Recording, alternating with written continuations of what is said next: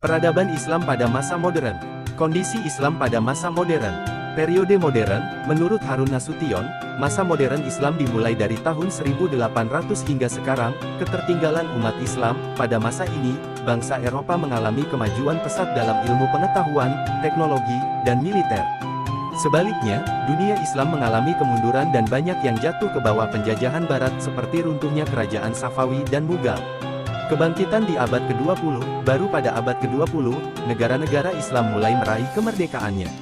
Namun, proses penyesuaian diri setelah penjajahan masih terasa sulit. Kesadaran untuk evaluasi kejayaan masa lalu tahun 650-1200 menjadi pengingat bagi tokoh-tokoh Islam untuk mengevaluasi penyebab kemunduran saat ini dan mencari cara untuk memulai kembali kemajuan demi mencapai kejayaan seperti masa silam. Tokoh-tokoh Islam pada masa modern. Muhammad Ali Pasha tahun 1765 sampai tahun 1849 Asal, lahir di Kawala, Yunani Utara, pada Januari tahun 1765. Ayahnya adalah Ibrahim Aga asal Turki. Latar belakang, berasal dari keluarga kurang mampu sehingga ia bekerja sejak kecil dan tidak mengenyam pendidikan formal seperti anak lainnya. Karakter, dikenal sebagai sosok yang cerdas, pemberani, dan gigih. Peran dan karier pembebasan Mesir, ia berperan dalam membebaskan Mesir dari kekuasaan Napoleon, Prancis. Jabatan, atas jasanya, Sultan Turki mengangkatnya menjadi wali Mesir. 1. Kebijakan di bidang pendidikan. Sebagai pemimpin, ia melakukan pembaharuan besar untuk kemajuan negara, di antaranya, beasiswa luar negeri, mengirimkan pelajar Mesir untuk belajar ke negara-negara Eropa seperti Prancis, Italia, Inggris, dan Austria, pembangunan sekolah modern, mendirikan berbagai sekolah spesialis, meliputi, sekolah militer dan teknik, kedokteran dan apoteker, pertambangan dan pertanian, sekolah penerjemahan. 2. Bidang militer modernisasi pelatihan, mendatangkan perwira tinggi dari Prancis untuk melatih angkatan bersenjata Mesir, pendidikan luar negeri, mengirim pelajar terbaik ke Prancis untuk memperdalam ilmu militer, kaderisasi, lulusan dari Prancis ditugaskan menjadi pengajar di sekolah-sekolah militer di Mesir. 3. Bidang ekonomi dan pertanian infrastruktur, melakukan perbaikan irigasi lama dan membangun sistem irigasi baru, komoditas, menggalakkan penanaman kapas, tenaga ahli dan pendidikan, mendatangkan ahli dari Eropa serta mendirikan sekolah khusus pertanian.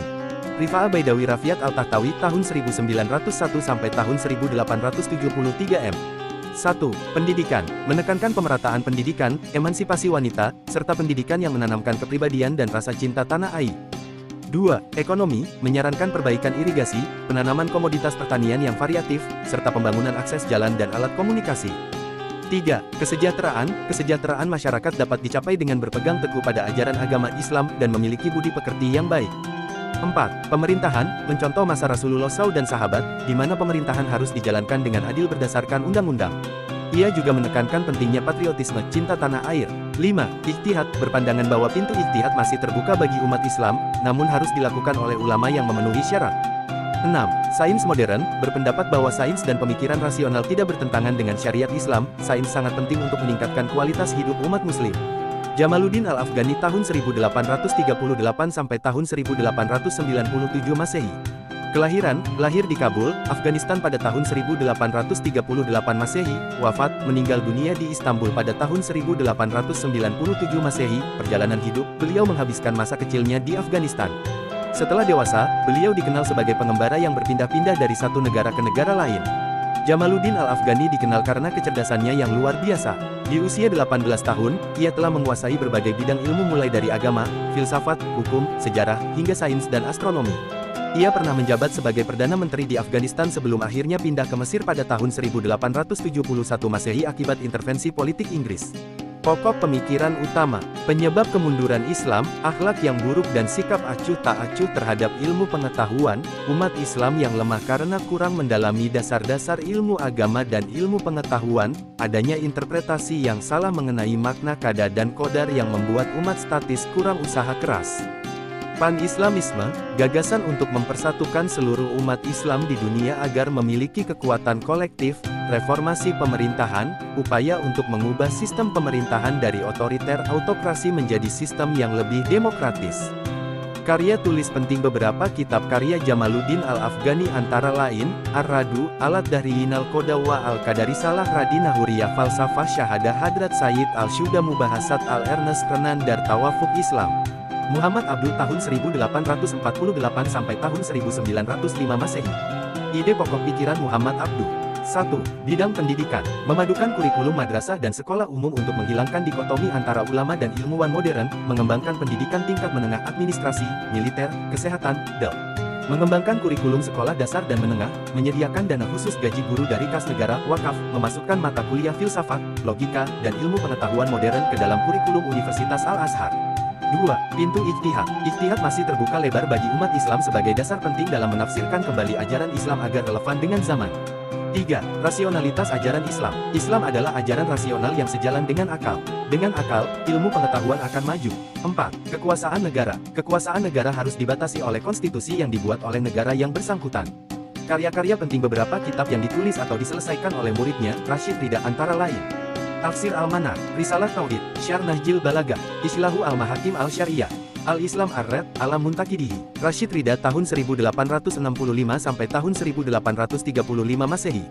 Profil pribadi. Nama lengkap, Muhammad Rashid bin Ali Ridha bin Syamsuddin bin Bahauddin Al-Kalmuni Al-Husaini. Nama populer, Rashid Ridha. Kelahiran, Kolamun, Lebanon, tanggal 23 September tahun 1865. Masa kecil dan karakter anak rajin, berbeda dengan anak seusianya, ia lebih suka belajar, hobi membaca, menghabiskan waktu untuk membaca buku daripada bermain. Riwayat pendidikan dasar, menyelesaikan pendidikan awal di tanah kelahirannya, Kolamun, pendidikan lanjutan, belajar di Madrasah Al-Wataniyah Al-Islamiyah, Sekolah Nasional Islam, di Tripoli. Tujuan perjuangan, Rashid Ridha menerbitkan majalah Al-Manar sebagai alat untuk gerakan pembaruan Islam dan membebaskan umat dari belenggu penjajahan.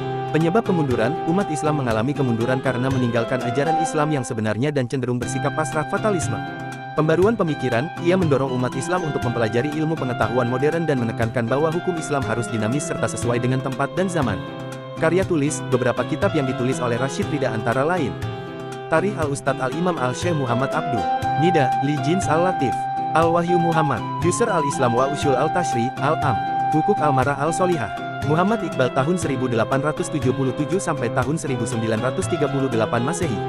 Riwayat hidup dan pendidikan, Muhammad Iqbal lahir di Punjab pada tanggal 9 November tahun 1877 dari keluarga kelas menengah yang sederhana dan taat agama.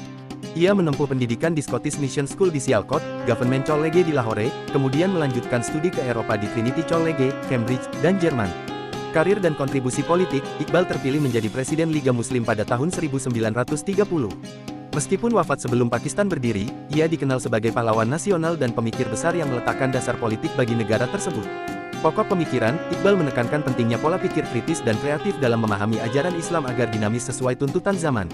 Ia memandang Al-Quran sebagai kitab yang lebih mengutamakan amal daripada sekadar cita-cita.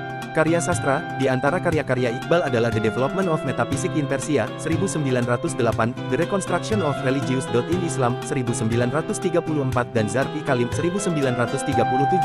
Kiai Haji Ahmad Dahlan tahun 1868 sampai tahun 1923 Masehi. Riwayat awal dan pendidikan, lahir dengan nama Muhammad Darwisi di Kauman, Yogyakarta pada tahun 1868 dari pasangan Kiai Haji Abu Bakar dan Siti Aminah. Beliau menimba ilmu agama sejak kecil dari ayahnya, kemudian melanjutkan belajar ke Mekah. Pengaruh pembaharuan, saat berada di Mekah, beliau berguru pada ulama-ulama besar dan berinteraksi dengan pemikiran tokoh pembaharu Islam seperti Muhammad Abduh dan Jamaluddin Al-Afghani. Pemikiran dalam bidang agama, dalam bidang fiqh, beliau berpegang teguh pada tradisi mazhab Syafi'i, sementara dalam akidah mengikuti Imam Al-Asy'ari dan Imam Al-Maturidi. Pendirian organisasi, sepulang dari Timur Tengah, beliau mendirikan asrama untuk murid-muridnya dan kemudian mendirikan Muhammadiyah pada tahun 1912 sebagai gerakan pembaruan sosial dan keagamaan. A. Pendidikan fikih dan akidah, Kiai Haji Ahmad Dahlan menganut mazhab Syafi'i dalam bidang fikih dan mengikuti Imam Al-Asy'ari serta Al-Maturidi dalam bidang akidah. Bidang tasawuf, dalam bidang tasawuf, beliau mengikuti Imam Al-Ghazali. Tradisi keilmuan, beliau memegang teguh tradisi keilmuan para ulama terdahulu dan meneruskan ilmu tersebut kepada murid-muridnya. Guru-guru penting, Kiai Haji Ahmad Dahlan pernah berguru kepada beberapa ulama besar, termasuk Kiai Haji Soleh Dara.